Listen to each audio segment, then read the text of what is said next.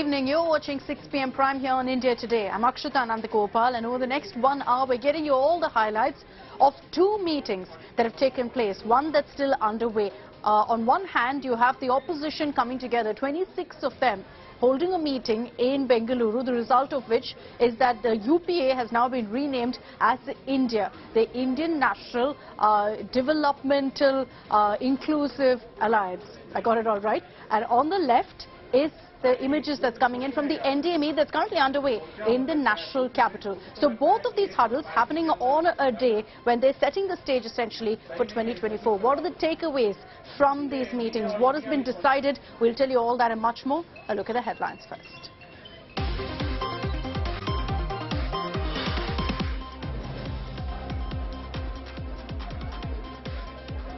NDA counter-strike on united opposition. BJP and 37 allies huddle in the national capital. PM hails NDA, says it's a time-tested alliance to further national progress.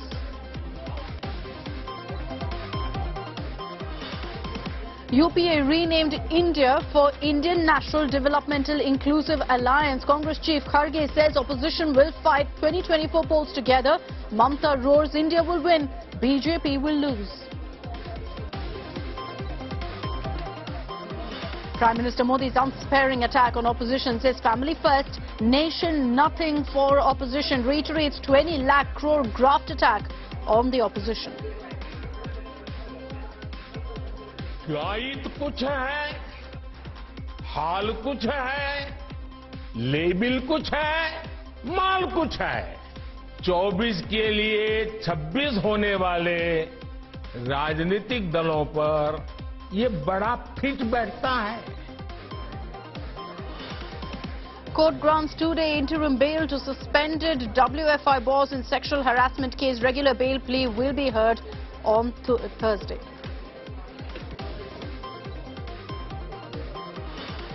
Tamil Nadu Mantri Ponmudi grilled for over 8 hours at Chennai ED office on Monday. Second round of grilling will take place. And Chandrayaan 3 mission to the moon on track. ISRO says third orbit-raising maneuver performed successfully.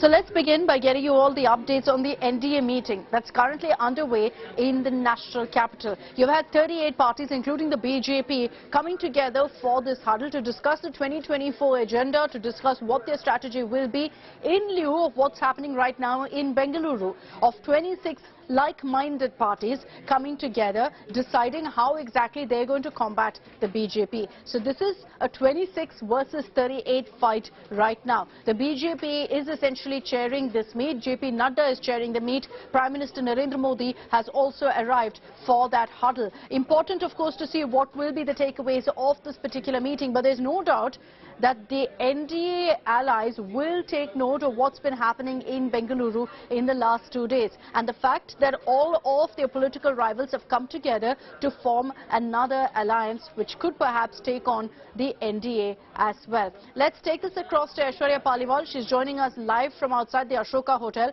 That's where the NDA meet is currently taking place. Aishwarya, good evening. What really have you been able to pick up from your sources on the inside track of the meeting currently? Well, Akshita, very, very important meeting for the Bharatiya Janata Party and all the NDA allies. But let me tell you, we were speaking about the number 38. JP Nadda, the BJP president, in fact, yesterday when he spoke at the press conference, said that there are possibilities this number could swell to even 40 in days to come. So that was something which was very interesting. And coming from BJP president, obviously, means something. We could see some more parties joining the NDA fold in months to come. But yes, what this meeting will actually do is that, the swords are all out. It is an all-out war between the opposition, which is now being called India, and the people, which are part of the NDA. They will will obviously speak about what needs to be done for the 2024 elections. Now, if you remember, Akshita, it was way back in January that Prime Minister Narendra Modi had said and told all the MPs of his party that you only have 400 days left for the big elections. So obviously, the key meeting will be keeping in mind what to do for the big 2024 elections. Prime Minister Narendra Modi will also be speaking with all the party leaders, and obviously from here on, we will see, all the machinery gearing up for the big 2024 It'll be interesting to see, and I'd like to bring in Paulami Saha also on this broadcast. She tracks the BJP very closely. She's also joining us live from outside the venue where this meeting is currently taking place. It'll be interesting to see how the NDA really takes cognizance of what's happened in Bengaluru, Paulami. Just a few hours ago, we had the Prime Minister also very clearly sending out a message to the opposition and lashing out at this attempt to really unite. But there's no doubt that the NDA will have to take this threat very seriously. Absolutely no doubt about it that the NDA will have to take this threat of the opposition coming together, 26 parties coming together to forge an alliance to take on the Bharatiya Janata Party in the 2024 Lok Sabha elections. It cannot simply dismiss it. There is, of course, the optics, the rhetoric which will carry on, where the Prime Minister will, of course, keep attacking the opposition and saying that this is the conglomerate of the corrupt, that this is all about dynasty politics and furthering family agenda, family first, nation nothing, is what the Prime Minister said today about this grouping of 26 opposition parties. But at the end of the day, this alliance, this grouping is trying to forge together the numbers. These are not numbers that can be dismissed very easily. Of course, if we start looking at their performance in 2019, the BJP, of course, had a spectacular run in that election, and the NDA virtually, swept that election with the BJP emerging victorious to a point that they possibly do not even need, alliance numbers to further their cause as far as Parliament was concerned and the House of the People was concerned. But the fact is that today, of course, the BJP feels weakened because of the fact that several alliance partners, time-tested alliance partners at that, have left the BJP's side, which includes, of course, the Shiromani Akali Dal, the TDP, then, of course, the Shiv Sena when it split away, but, of course, a faction of it has come back with Eknath Shinde to the NDA fold as well. So the BJP is, of course, constantly working on bringing together as many alliance partners as possible. It's already, open back-channel conversations with the Shiromani Akali Dal, where they basically need to agree on certain points in terms of seat sharing in Punjab before, of course, the SAD comes back on board with the NDA, especially because the matter which they protested on and stepped out of the NDA, the farm laws, the three contentious farm laws, were withdrawn by the central government. As far as the TDP is concerned, again, in conversation with the TDP in Andhra Pradesh as well, we've seen Pawan Kalyan in the NDA poll today. Okay. Only a matter of time possibly before the TDP comes back. The JDS in Karnataka again, holding conversations with the BJP. So the BJP, of course, knows that these numbers are going to be extremely crucial. It cannot sit tight on the fact that it had 303 on its own in 2019 and is going to simply outperform itself or, redo that magic figure again in 2024. Yes. It needs to work hard for it. And, notice how many of these allies that they're focusing on and trying to woo are also based in the south, because the BJP knows that they have to rely on some regional parties there to ensure that they can really increase their base, increase their vote share and seat share in these states particularly. But those images of the Prime Minister being garlanded also speaks volumes of who is at the heart of NDA, that the entire alliance is relying very, very heavily on the BJP. And that's not necessarily the case for the opposition. They're not relying on one party. They're relying on every single regional party, essentially pulling their weight. When the NDA, despite it having more parties, of 38 parties, they're largely reliant on the Modi factor, largely reliant on the BJP, which is why what emerges, what are the takeaways from this meeting also will be very, very crucial. Paulami, Aishwarya, I'll come back to you for more details. Let's focus for the moment on the opposition meet, which culminated in a press conference at 4 p.m. where you had the formal announcement being made that it's no longer UPA, it's going to be called I.N.D.I.A, which is Indian National Developmental Inclusive Alliance. This is in fact the new front that's been formed with 26 parties. You see several of those leaders present there on that stage when they came together to make the big announcement that yes, they're going forward with dialogue. This is just the beginning. There are of course a lot more issues to be ironed out, but Mallikarjun Kharge, Rahul Gandhi, Mamata Banerjee, Arvind, Kejriwal, Uddhav Thackeray, all of them spoke and they all sent out one message that they've come together with the sole intent of defeating Narendra Modi, of defeating the BJP. Let's get you some of those reactions. If you missed out on the press conference, here are some highlights. And what we are doing here as a group is we are defending the Indian Constitution. We are defending the voice of the Indian people. We are defending the idea of our great country, the idea of India. You know what happens to anybody who opposes or tries to fight the idea of India. You can look in our history and you will see that nobody has been able to fight the idea of India. The fight is about two different ideas of India. And while we were having this discussion, this name frankly emerged from the discussion because we asked ourselves, what is the fight? Who is the fight between? And we realized the fight is not between two political formations. The fight is a fight to defend the idea of India. And that is why we came up with the name Indian National Developmental Inclusive Alliance, which also happens to stand for India. हम लोगों ने आज सब मिलके एक real challenge लिया है। Details खड़गे जी ने आपको फुल फ्लेजेड नाम बताया, लेकिन इसका शॉर्ट फॉर्म में होता है India. Let us challenge India. NDA, can you challenge India? Bhajpa, can you challenge India? So our challenge will be all focus, all publicity, all campaigning, all program. It will be under the banner of India. India जीतेगा, भाजपा हारेगा। भारत जीतेगा, भाजपा हारेगा।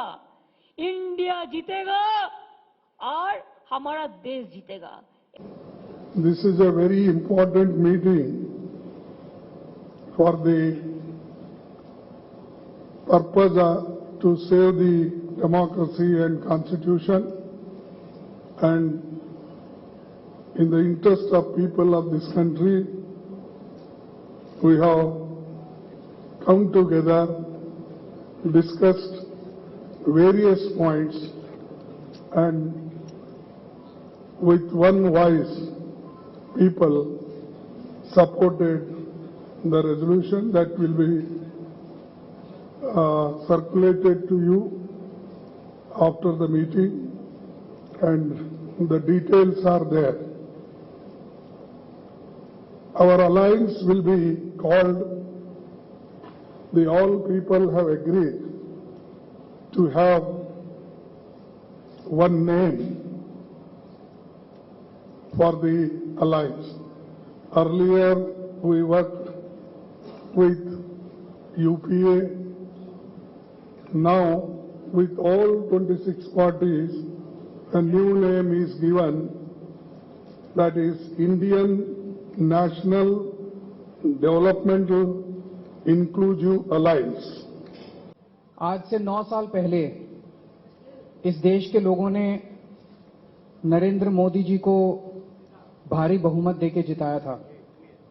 इन 9 साल के अंदर उनके पास मौका था, वो देश के लिए बहुत कुछ कर सकते थे, लेकिन इन 9 सालों में उन्होंने एक भी सेक्टर ऐसा नहीं है जिसमें हम कह सकें कि तरक्की हुई है।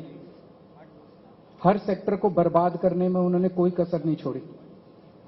The BJP government wants to destroy the democracy in this country, and also they want to destroy the constitution.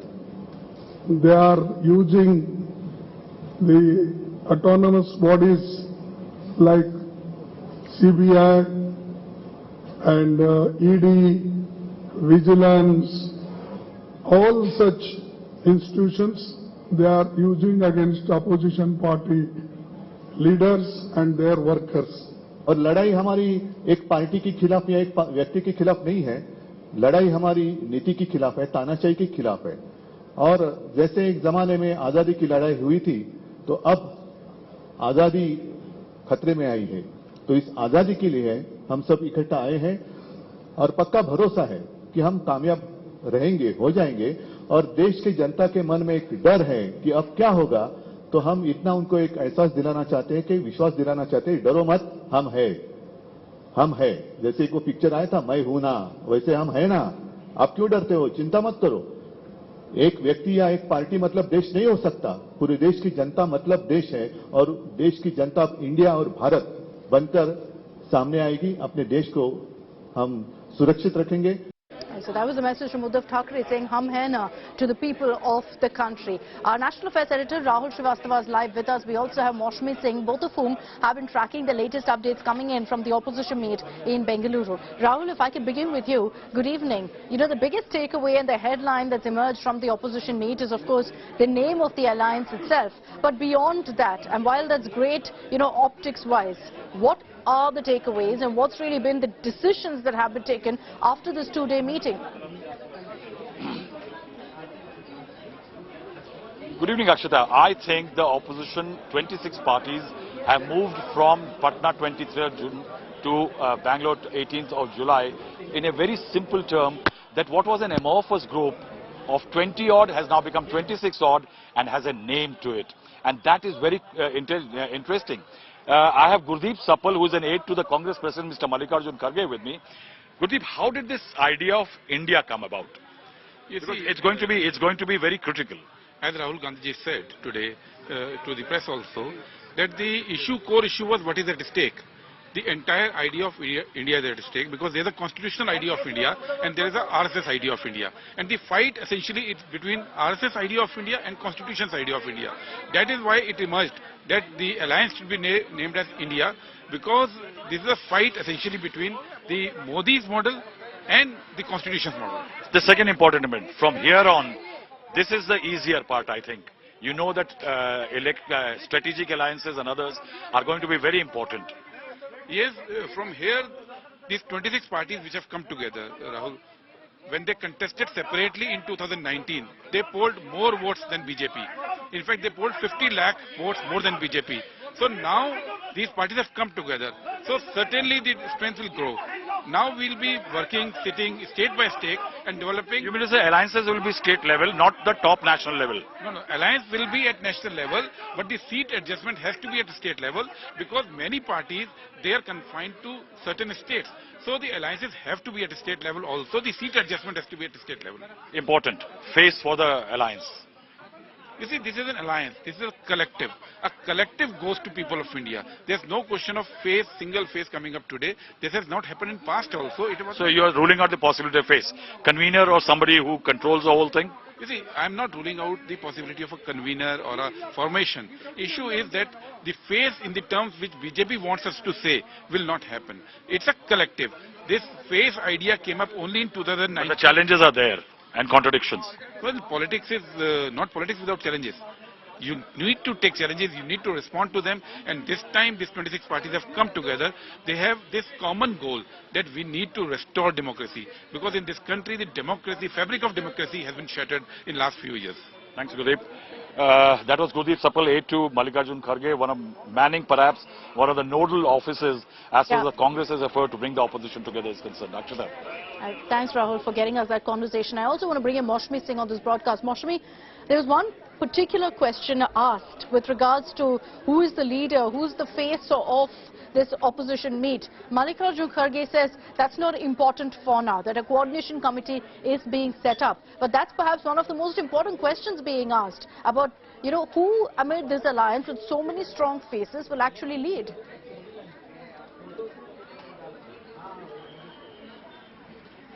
You're right, Akshita, because, you know, BJP is also constantly asking that question, because not only the answer is very, very tricky, it could be very divisive within the alliance. And that's one reason that leaders have often been found skirting around that issue, not trying to in fact take the bull by the horns as far as, saying, yeah, there is one answer to it. In fact, I was highlighting how Mallikarjun Kharge in a rally in Hyderabad had said that Rahul Gandhi will lead, the Congress government is going to be formed and Rahul Gandhi would be leading that. And then in Chennai, when he was there on Stalin's birthday, he said that, I've never said that the Prime Minister should be of the Congress party. And now he goes on to say that Congress is not even wanting power or PM post, this is about saving the country. So thereby there is a rethink amidst all the opposition leaders that that's a very thorny question. It should be addressed perhaps very late, maybe right before the election dates announced, or maybe post-elections. Whoever gets the maximum seats can throw claim to that crown. But clearly, this question will persist, and so will the seat sharing question also persist. That's also a very, very important question right now that will be asked. As Rahul Srivastava said, in this round of meeting, what's been essentially, concretized is that 26 parties have come together, they've pledged their allegiance, and the name of this alliance has been put forth. Those are essentially the decisions have been taken. Let's sum up for you really at this point the big takeaways that have emerged right now from the opposition. Be it 5 takeaways that we have identified. One, that the UPA now has been renamed as INDIA, the Indian National Developmental Inclusive Alliance. Now the second takeaway is that there's been no decision taken on who will be the face of this alliance. In fact, Kharge has said that that's not the most important thing. We'll discuss it at a later stage. Takeaway 3 that you need to know about the opposition meet, that an 11-member coordination committee will be set up. And that's important to highlight here, because the next meeting that will take place will be in Mumbai, where perhaps there will be more details about this coordination committee. That's the next takeaway also that we're getting for you. In the next meeting that happens, we'll perhaps have more details of who will be a part of the coordination committee, because that's something, as Mallikarjun Kharge said, they're still working on. Now, the next takeaway also of the opposition meeting that's happened in Bengaluru is also the fact that there is no clarity at this point on a common minimum program. Too many ideological differences between each of these parties. You have Uddhav Thackeray, Congress, Left, TMC, all seated together. Obviously, there has to be a common minimum program put in place. That hasn't happened yet, though there has been a confession that yes, we recognize that there are a lot of differences. The other big takeaway is that there's no decision on seat sharing formula, and this is extremely crucial. How will this work? For example, in a Bengal, will Left and Congress completely pull out and ensure it's a TMC versus BJP battle alone? That remains a question mark. Hopefully, there will be more details on this that emerge after the next round of talks that will happen in Mumbai. Well, a few hours ago, you had Prime Minister Narendra Modi once again firing the corruption attack at the opposition, highlighting graft allegations, saying that what's united the opposition essentially is their love for graft. Let's get you a detailed report in which we highlight for you exactly what the Prime Minister said. नफरत है घोटाले हैं, नफरत है घोटाले हैं, तुष्टीकरण है मन काले हैं. Prime Minister Narendra Modi comes down heavily on the opposition's Mahagathbandhan. Speaking at the virtual inauguration of the integrated terminal of the Veer Savarkar International Airport in Port Blair, the Prime Minister tore into opposition conclave being held in Bengaluru, calling the meet a hardcore corruption convention. आप देखिए ये लोग कितने चेहरे लगाकर बैठे हैं. जब ये लोग कैमरे के सामने एक फ्रेम में आ जाते हैं तो पहला विचार देश के सामने क्या आता है? पहला विचार देश के लोगों के मन में यही आता है, पूरा फ्रेम देख करके देशवासी यही बोल उठता है, लाखों करोड़ों रुपए का भ्रष्टाचार. Modi claimed that several dynastic parties have got together under the banner of opposition unity. झूठे हुए ये सभी परिवारवाद के कट्टर समर्थक है। न खाता न वही, जो परिवार कहे वही सही। The Prime Minister specifically targeted Bengal Chief Minister Mamata Banerjee over panchayat poll violence, Rajasthan's Congress government over women's safety, and Tamil Nadu Chief Minister M K Stalin over corruption scandals. कुछ दिन पहले ही पश्चिम बंगाल में पंचायत चुनाव हुए, वहां सरेआम हिंसा हुई, लगातार खून खराबा हो रहा है। इस पर भी इन सब की बोलती बंद है। राजस्थान में बेटियों से अत्याचार हो या परीक्षाओं के पेपर लीक हो रहे हो, इन्हें कुछ दिखाई नहीं देता। आप तमिलनाडु में देखिए, भ्रष्टाचार के घोटाले के अनेक मामले सामने आ रहे हैं, लेकिन इनके कुनबे के सारे दलों ने पहले ही सबको क्लीन चिट दे दी है। Modi also recited a poem targeting the opposition over corruption, casteism and dynastic politics. नफरत है, घोटाले हैं, नफरत है, घोटाले हैं, तुष्टीकरण है, मन काले हैं।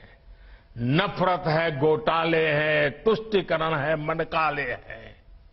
परिवारवाद की आग के दशकों से देश हवाले हैं। Opposition parties hit back at the Prime Minister, thrashing the NDA meet of 38 allies in Delhi. प्रधानमंत्री मोदी की एनडीए 38 दलों के साथ मीटिंग करने वाली है आज। इससे साफ होता है कि शेर पहले अकेला था, अब थकेला हो गया है। The 2024 Lok Sabha elections is set to be a battle of alliances. Prime Minister Modi has set the narrative for the NDA by branding the opposition Mahagathbandhan the coalition of the corruption. Bureau Report, India Today. Now the question everyone's asking is what will be the impact of an alliance of India as the alliance is called coming together against the NDA. Now we did some number crunching essentially to compare the numbers of NDA versus India in 2019, and remember this was obviously before any alliance was actually formed. If you look at all of the 26 parties and how they fared, you look at the seat share, it was about 144. The NDA is at 355, and let me highlight that this is the NDA as it stands now, not as it was in 2019. So we've taken each party individually, brought their seat tally together and come to this number. So out of the 545 seats, that's the breakup essentially. If you look at the vote share, again you've got the NDA with a slight lead, 41%, India at 36%. And I must highlight that this NDA is based on the current composition of NDA without, however, the Shinde camp and the Ajit Pawar faction. So we'll see how that plays out, but you can see why this can be a tricky political battle really for the BJP to overcome, and why they could perhaps have to take the threat of this kind of an alliance of 26 parties coming together very, very seriously. Let's get you the latest updates coming in on the wrestlers versus Brij Bhushan case. Brij Bhushan appeared in court in Delhi's Rouse Avenue court today. He's been granted 2 days interim bail, and then his hearing will take place in 2 days from now for regular bail as well. But Brij Bhushan essentially in court alleged that there's a media trial underway against him. Let's get you all of the highlights and also detail out for you what the charge sheet against the BJP MP stated. Over a month after the Delhi police filed a charge sheet against Brij Bhushan Sharan Singh for allegedly sexually harassing wrestlers, the Wrestling Federation of India chief makes his first court appearance. Brij Bhushan moved a bail petition in the Rouse Avenue court, which granted him 2 days interim bail. The court will hear his plea for regular bail on Thursday. India Today has accessed the police charge sheet, which lists photo proofs in support of allegations levelled by wrestlers.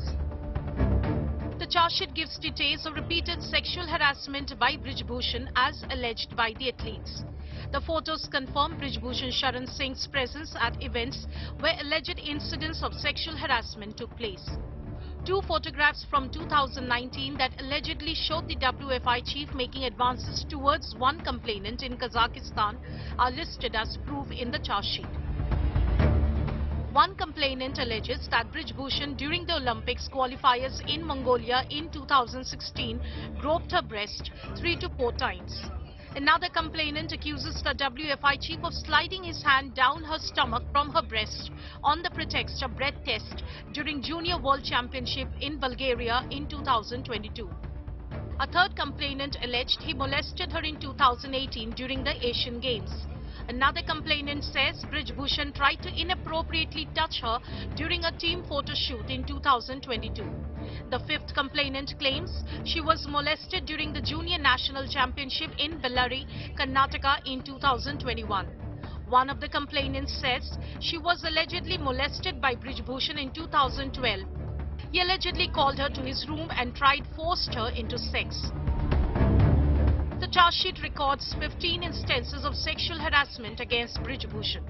Of the 108 witnesses examined by the police, 15 have confirmed allegations levelled against the WFI chief. In the charge sheet, the police have explained the reasons for not arresting the BJP MP. Brij Bhushan faces serious charges of sexual harassment and stalking. The police have said he is liable to be prosecuted over the charges. Delhi court had taken cognizance of the charge sheet filed by Delhi police against Brij Bhushan for different offences including sexual harassment and stalking. After summons were issued by the court, Brij Bhushan Sharan today appeared before the court.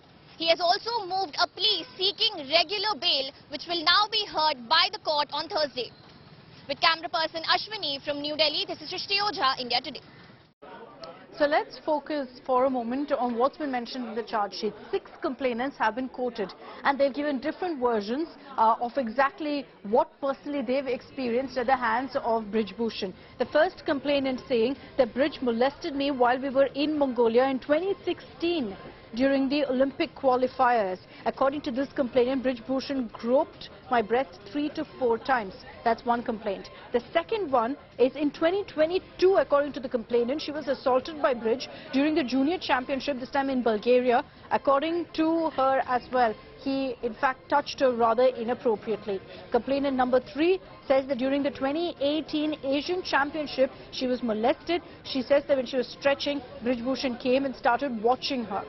Complainant number 4 says in 2022, Brij Bhushan went ahead and touched me inappropriately during a team photograph. She says she tried to move away, then was forcibly held by her shoulder. Complainant number 5 says during the Junior National Championship in Bellary of Karnataka, she was molested. Complainant number 6 says Brij actually called her to his room in 2012. He then tried to force her to sleep with him. When she cried, he said, "I am a father figure." So you can see that most of the complainants here have gone into great detail of how they've been harassed, assaulted by Brij Bhushan. 6 complaints in all mentioned in that charge sheet.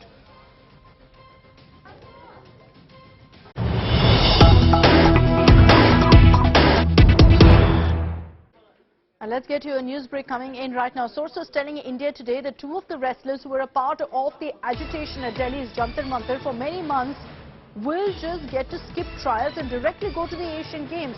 Bajrang Punia and Vinesh Fogart have reportedly been given the go-ahead to directly go for the Asian Games without appearing for trials. This after the ad hoc committee has given them exemption. Now, exemption on what grounds is the question. While their protest continued for several months, there will be questions about whether this really is in the right spirit of the sport or not. Bajrang Punia and Vinesh Fogart reportedly will be able to go for the Asian Games directly, will not have to undergo any trials.